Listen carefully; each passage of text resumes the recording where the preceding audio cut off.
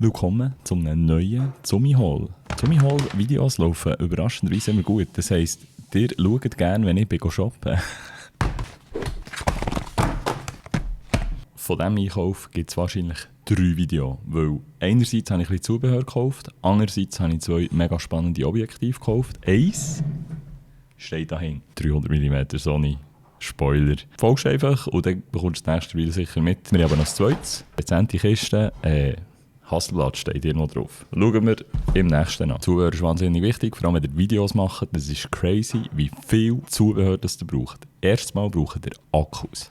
Zweimal Nikon Z10 Akku. Das ist die Kamera, die jetzt gerade filmt. Mit der filme ich im Moment fast alles. Ausser ich brauche da die grosse Canon, die steht da drin. Wie ein paar Jahre mitbekommen auf Insta, ich mache im Moment alle fotografischen Aufträge mit der Sony A7 IV mit dem 50-150 mm und die hat blöderweise für mich als Konsument CF Express Typ A.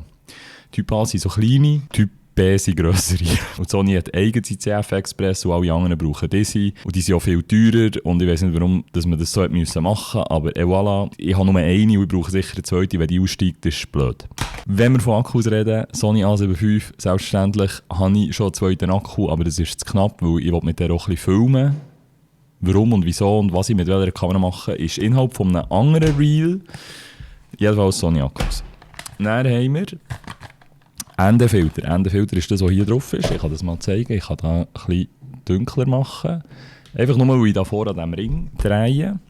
Das ist wegen Verschlusszeiten, Video und so weiter und so fort. Das ist so ein bisschen kompliziert. Das tue ich gerne noch weiter vertiefen. Falls du das lernen willst, schreib mir, dann machen wir etwas zusammen ab. Der Endefilter, den ich habe für das grosse Sony-Objektiv, 50-150, 95 mm Durchmesser, ist schwach. Ich habe hier 2 bis 5 Stops und das ist jetzt Ende 8 bis 128. Einfach viel stärker. Man kann den auch drehen, der wird auch dunkler und der ist viel stärker. Und dann, weil ich so viele Akkus habe und ich nicht immer das Kabel einstecken und die Kamera blockieren, die Ladeschalen, die sind nicht mehr immer dabei bei diesen Kameras, was völlig Sinn macht, weil das nicht jeder braucht, aber jetzt hat mir der Max da noch so Teilers empfohlen. Ja, genau, wenn es dir scharf stellt.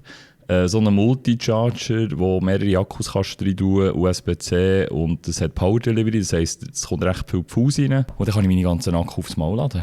Das wäre schon gesehen vom ersten, Zumi Haul. Wir machen dann weiter im zweiten.